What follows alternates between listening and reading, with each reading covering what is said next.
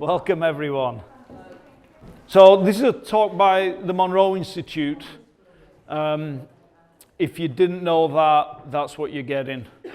So you were meant to be here. My name's Luigi. I'm a trainer and board member of the Institute, but based in England. And there's several of us also at the back who are also going to guard the doors to make sure nobody leaves throughout this, but you know, they can take questions and whatever afterwards.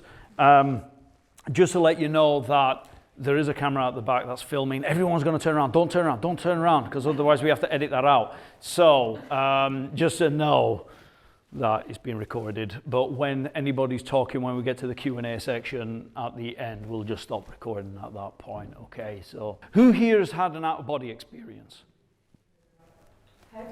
Had. Okay. Who's had a lucid dream?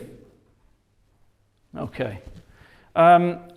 Keep your hands up if you've had one of each, or either, actually. And now look around the room.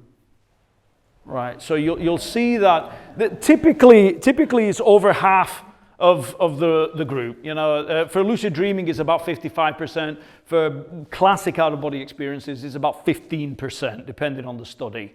And I think that there's a lot of overlap, which I'll be talking a little bit about in terms of the out-of-body spectrum, or the OBE spectrum today.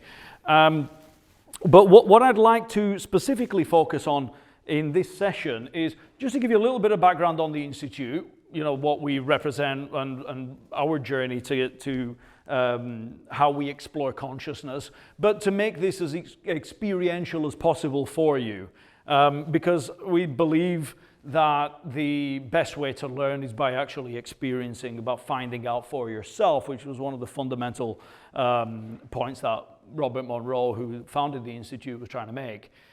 So it's going to be a bit of talking. Maybe, yeah, if I talk too much, you just look bored, and then I'll take the cue. And then we'll do some guided meditations, and then we'll have question and answers if you can still speak and remember who you are by the end of that, right? So that's kind of the idea. So out-of-body experiences really form the major part of what the Monroe Institute is and how it was founded, and the backstory of the Institute. The actual term itself was coined by a guy called Tyrrell back in the day. He was part of the Society for Psychical Research, I think, but very much popularized by Bob Monroe when he wrote his first book, Journeys Out of the Body. I don't have a clicker, so I'll have to keep walking back and forth. But so here's a word from our sponsor. This is Bob Monroe. Bob was a businessman in the US, and he worked a lot in radio. He worked a lot in radio broadcasting, set up some very popular shows, including The Shadow with Orson Welles, for those of you who know who that is, and really was interested in none of this stuff, because his parents were pretty secular, and he grew up in kind of like Bible Belt type of areas in the US where people, you know, kind of put him off looking at anything that smelt spiritual and religious. So he was very much grounded, down-to-earth kind of guy, until he started having spontaneous out-of-body experiences in the late 50s. Now that came about because he was looking into research which was to do with sleep learning. So it was at a time where radio was sort of transitioning into TV, and he kind of thought TV was just radio with pictures on it, which early TV definitely was. And so he thought, well, that's pretty boring. I wonder if we can do something else with sound. And so there was all this research coming out about sleep learning, you know, so you can be lying down and learning French or whatever. And so he said, let's have a look at that. So he set up a research division looking at that. One of the major problems that you have with sleep learning research is that you need your participant, the subject, to be asleep. So then that's where he started to play around with different methods for inducing sleep. And he flew glider planes and prop planes. And so one of the things that came out of that understanding was that if you don't synchronize the propellers, you can get this kind of and pilots would start to feel a bit drowsy. It was also a known effect of like getting on trains, because he did for a bit of that, where you got this kind of repetitive sounds that can induce sleep. So to cut a long story, that's what he started playing around with, and he started having spontaneous out-of-body experiences. Now, for him, it started with what's called the vibrational state. Has anybody had the vibrational state here? Nods. Okay. So this can be a precursor to the out-of-body experience, and what it is, it's the sensation that your body's literally vibrating. And sometimes it can feel like a very steady hum. When I started having it, I felt like I was being thrown around the room. So it can be pretty violent in terms of like a train's going through you, or it can be like, ooh, nice energy movement. And that occurs in about 70% of people who have out-of-body experiences. And that means that 30% don't have it, but Bob was having it for about a year before he had his first out-of-body experience. And I want to share that because there's a lot of misconception about the out-of-body experience. A lot of people think that you have to have an out-of-body experience by lying down, usually, and then you connect with an energy body of sorts, and you peel that out. Right, so you look at your energy arm and it might be translucent or something, you go, wow. And then you peel out your other arm and then you go, wow. And you sit up, you turn around, you see your body in the bed, and then you float upwards and you fly out the window or the ceiling or whatever, right? That's the classic out-of-body experience. And when Bob Monroe was describing his out-of-body experiences, that's what people tend to associate with Bob and out-of-body.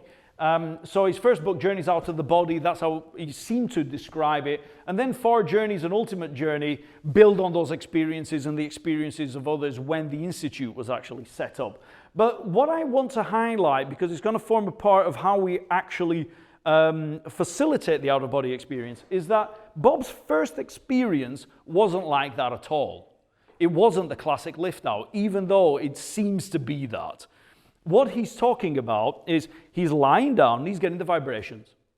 And I said he'd had them for about a year, but in that time he thought that it was something neurologically upsetting. You know, there was something not quite right. He had himself checked out. Doctors were saying, he had lots of physician doctor friends. They were saying, Bob, you might be a bit stressed, but there's nothing else to it. Just go and relax. And so this kept coming and going. So when the vibrations came, that's already a non-physical event, by the way. You're physically not vibrating. It might feel like you are, but if anybody else is in the room, you're not going to disturb them. The cat, if it's sleeping on the bed with you, will not be disturbed. You will be vibrating in an energetic body anyway. Okay, so that's not a physical event. But when the vibrations came, he was like, well, if it isn't going to kill me, what is this? And he'd just watch them, and after a bit, they would subside. So it doesn't immediately lead to an out-of-body experience. Okay? The vibrations, you can just watch them and treat them as an object in meditation, and then they'll just dissolve. So on their own, they don't do anything. Now, when it becomes a precursor is what Bob did next. On the night that he had the first out-of-body experience, he was thinking, while the vibrations were happening, he was thinking about flying the next day. Because there was a particular weather front coming in. He thought the thermals are going to be fantastic tomorrow. And I really look forward to getting in that prop plane or the glider plane and flying. So he was thinking about flying and the excitement of that and how much he would enjoy that. And then he hits the ceiling.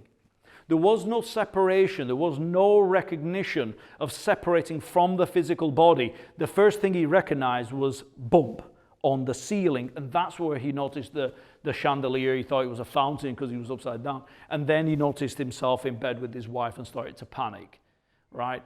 That was the first out-of-body experience. So what that does is it gives me a clue that in order to have an out-of-body experience, you need to move your mind away from your physical body when you experience anything that feels like some sort of energetic movement. So one of the things I'll show you a picture of the Institute before I dive into that. There we are, physical base. I'll just go back a second. There it is, and there's Bob in the lab with a bunch of fancy stuff that can all fit into a phone now. And this is our facility in Virginia. in the US, and we run programs out of the UK as well, but that's been there since 1974, so we've got 50 years.